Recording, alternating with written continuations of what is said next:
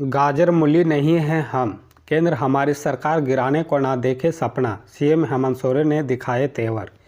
जी हां, मुख्यमंत्री हेमंत सोरेन ने शनिवार को कहा कि जब से हमारी सरकार बनी है तभी से सरकार गिराने के लिए षड्यंत्र रचे जा रहे हैं।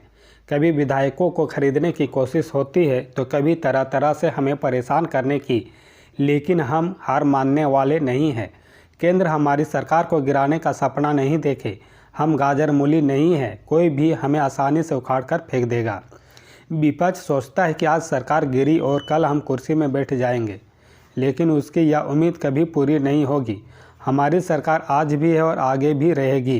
हेमंत शनिवार को रामगढ़ जिले के गोला प्रखंड स्थित चाड़ी पंचायत के तिरला मैदान में आपकी योजना आपकी सरकार आपके द्वार कार्यक्रम को संबोधित कर रहे थे। सीएम ने कहा कि झारखंड में जो लोग अभी विपक्ष में हैं वह लंबे समय तक मखमल की सेर पर सोए हैं। आज उन्हें पत्थर पर लिटा दिए गए तो तकलीफ होगी ही। उन्होंने कहा कि साजिश कर रामगढ़ की पूर्व विधायक को हटा दिया। हेमंत ने कहा कि डबल इंजन की सरकार ने झारखंड को पीछे धकेल दिया, अपनी जेब भरी और राज्य के लोगों के हित की चिंता नहीं की। इस कारण राज्य में गरीबी बेरोजगारी बढ़ी। झारखंड हाईकोर्ट से बिहार की महिला को झटका, कोर्ट ने कहा सिर्फ शादी से नहीं मिलेगा राज्य में आरक्षण का लाभ। झारखंड हाईकोर्ट के जस्टिस राजेश शंकर की अदालत ने आरक्षण के मामले में सुनवाई करते हुए महत्वपूर्ण फैसला सुनाया है। अदालत ने कहा कि आरक्षित श्रेणी की किसी महिला की शादी यदि झारखंड में हुई है तो उसे राज्य में आरक्षण का लाभ नहीं मिल सकता। उस महिला को उसके मूल राज्य में ही आरक्षण का लाभ मिलेगा। इस आदेश के साथ अदालत ने महिला की याचिका खारिज कर दी। इस मामले में रीना कुमारी राणा ने हाईकोर्ट में याचिका दाखिल की थी। याचिका में कहा गया था कि 2016 में झारखंड राज्य कर्मचारी चयन आयोग ने शिक्षक नियुक्ति के लिए विज्ञापन निकाला था। नियुक्ति प्रक्रिया में प्रार्थी रीना राणा भी शामिल हुई थी। उस परीक्षा में उनका चयन भी हो गया था, लेकिन दस्तावेज सत्यापन के वक्त अपने पति के नाम के साथ जारी जाति प्रमाण पत्र के आधार पर आरक्षण का दावा किया।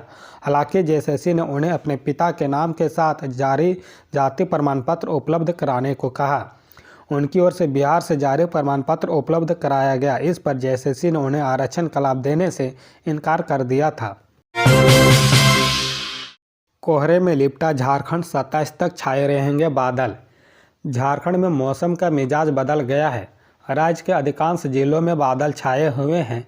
कई जिलों में कोहरा की स्थिति भी बनी हुई है। मौसम केंद्र के अनुसार 27 दिसंबर तक बादल छाए रहने की संभावना जताई गई है। शनिवार को राजधानी रांची का तापमान 12 डिग्री सेल्सियस दर्ज किया गया। सबसे कम तापमान पश्चिमी सिंहभूम को 8.9 डिग्री सेल्सियस दर्ज किया गया। इसी तरह खूंटी का 9.1 डिग्री सेल्सियस, लोहरदगा का 11.8 डिग्री सेल्सियस, गुमला का 10.1 डिग्री सेल्सियस रहा। चतरा, गढ़वा, हजारीबाग, लातेहार, पलामू का तापमान 12.1 से 12.8 डिग्री सेल्सियस तक दर्ज किया गया।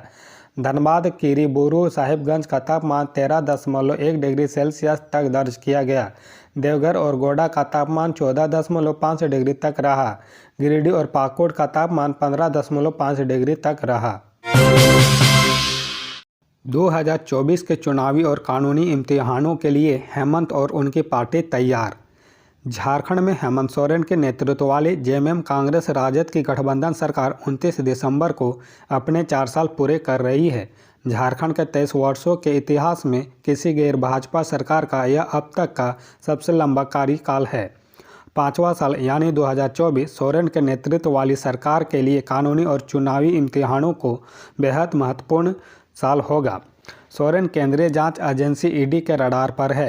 खनन घोटाले में उनसे एक दफ़ा पूछताछ हो चुकी है। अब जमीन घोटाले से जुड़े मामले में पूछताछ के लिए उन्हें एजेंसी ने 6 बार समन किया है। सोरेन इनमें से किसी समन पर ईडी के सामने पूछताछ के लिए हाजिर नहीं हुए। उन्होंने ईडी के खिलाफ हाईकोर्ट और सुप्रीम कोर्ट तक का रुख किया, लेकिन उन्हें खास राहत नहीं मिली। बताया जा रहा है कि ईडी अब उनकी गिरफ्तारी के लिए कोर्ट से वारंट लेने की तैयारी कर रही है। सवाल यह है कि अगर सोरेन को जेल जाने की नौबत आई तो क्या उनकी गैर मौजूदगी में मौजूदा गठबंधन की सरकार 2024 में बची रह पाएगी। अगर गठबंधन के सभी साथी इंटैक्ट भी रहे तो सोरेन के बाद सीएम की कुर्सी कौन संभालेगा। माना जा रहा है कि ऐसी स्थिति में उनकी पत्नी कल्पना सोरेन या फिर पिता शिबू सोरेन को मुख्यमंत्री बनाए जा सकते हैं।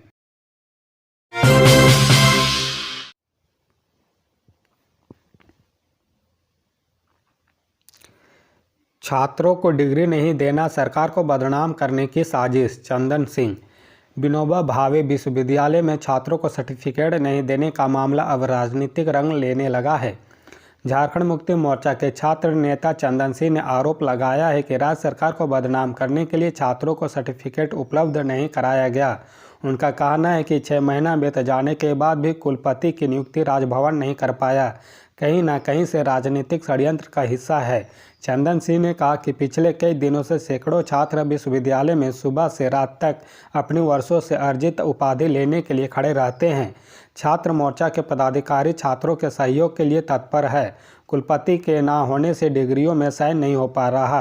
परीक्षा विभाग की नाकामी भी छात्रों की परेशानी का कारण बना है। इस संबंध में झारखंड मुक्ति मोर्चा के नेता चंदन सिंह ने कहा कि विश्वविद्यालय छात्रों से 5 वर्ष पूर्व जहां डिग्री के लिए पैसे ले लेता है, ये आखिर किस कारण से डिग्री उपलब्ध नहीं करवा पाता, इसका जवाब प्रबंधन को देना चाहिए। कोरोना को लेकर सामान्य अलर्ट, नगर निगम का दिशा निर्देश का इंतजार। जी हां, देश में कोविड के मामलों में तेजी देखी जा रही है। इसे लेकर बढ़ती चिंता के बीच झारखंड में स्वास्थ्य विभाग ने कोरोना के प्रसार को रोकने के लिए सामान्य अलर्ट जारी किया है। हालांकि रांची नगर निगम को अभी भी दिशा निर्देशों का इंतजार है। निगम सामान्य निगरानी और स्वच्छता के माध्यम से कोरोना के प्रसार रोकेगा। वायरस के प्रसार से निपटने के लिए किसी भी तरह के विशेष उपायों को लागू नहीं किया गया है। वहीं इस मामले पर नगर प्रशासक अमित कुमार ने कहा कि शहर में लोगों के बीच जागरूकता फैलाई जाएगी। जैसे जैसे मामले बढ़ते हैं उस आधार पर आगे के उपाय किए जाएंगे। झारखंड कोविड-19 मामलों में किसी भी तरह की बढ़ोतरी से निपटने के लिए पूरी तरह से तैयार है। हालांकि फिलहाल हालात काबू में है। स्वास्थ्य विभाग के एक अधिकारी ने शनिवार को यह जानकारी दी। अधिकारी ने बताया कि 18 दिसंबर से राज्य में कोरोना वायरस का कोई नया मामला सामने नहीं आया है। 18 दिसंबर को जमशेदपुर अस्पताल में संक्रमण के 2 मामले सामने आए थे। अन्नदाता को समृद्ध व आत्मनिर्भर बनाने के लिए मोदी सरकार कृत संकल्प, राष्ट्रीय किसान दिवस पर बोले अर्जुन मुंडा। जनजातीय मामलों के केंद्रीय मंत्री सह कृषि व कृषक कल्याण मंत्री अर्जुन मुंडा शनिवार को जमशेदपुर से ओडिशा के क्योंझोर जाने के दौरान रास्ते में विभिन्न कार्यक्रमों में शामिल हुए। खूंटापानी के पांड्रासाली चौक पर पार्टी कार्यकर्ता व स्थानीय लोगों से मिले। इस दौरान मौके पर पहुंचे किसानों को राष्ट्रीय किसान दिवस की बधाई देते हुए उनके साथ संवाद भी किया। केंद्रीय मंत्री अर्जुन मुंडा ने कहा कि भारत एक कृषि प्रधान देश है। प्रधानमंत्री नरेंद्र मोदी के नेतृत्व में केंद्र सरकार हमारे अन्नदाता किसान भाइयों को समृद्ध और आत्मनिर्भर बनाने के लिए कृत संकल्प है। केंद्र की नरेंद्र मोदी सरकार किसानों के कल्याण एवं हितों के लिए प्रतिबद्ध है। उन्होंने कहा कि आगामी 1 जनवरी को खरसावां के गोंदपुर में किसान मेला का आयोजन होगा। इस किसान मेला से किसानों को लाभ मिलेगा। अर्जुन मुंडा ने उन किसानों के प्रति आभार व्यक्त किया जो देश की अर्थव्यवस्था में बहुत योगदान देते हैं। उन्होंने कहा कि किसानों की कड़ी मेहनत के कारण देश खाद्य उत्पादन में आत्मनिर्भर बन रहा है। नीमडीह प्रखंड के दुमदुमी में हाथी ने तोड़ा मकान, रोष व्याप्त। जी हां, चांडिल अनुमंडल क्षेत्र में जंगली हाथी का कहर जारी है। आए दिन हाथी किसी न किसी गांव में अपनी दमदार उपस्थिति दर्ज करा रही है। जंगली हाथियों के कारण लोगों को मकान व फसल अब सुरक्षित नहीं रहा। शाम ढलने के बाद घरों से बाहर निकलना बंद करने लगे हैं। गुरुवार की रात झुंड से अलग अकेले घूम रहे दंतेल हाथी नीमडीह प्रखंड के दुमदुमी में डेरा जमाए था। इस दौरान हाथी ने अपनी उपस्थिति भी दर्ज कराया। जंगली हाथी ने गुरुवार की रात करीब 9 बजे दुमदुमी स्थित सेज निर्मल मातो इंटर कॉलेज के सामने एक मकान को ध्वस्त कर दिया। हाथी ने मकान के एक हिस्से को बुरी तरह से तोड़ दिया और उसके अंदर रखे अनाज को अपना आहार बनाया। हाथी के मकान को ध्वस्त करने के बाद लोगों में दहशत व्याप्त है। लोग आक्रोश के साथ हाथी को वापस जंगल की ओर पहुंचाने की मांग कर रहे हैं।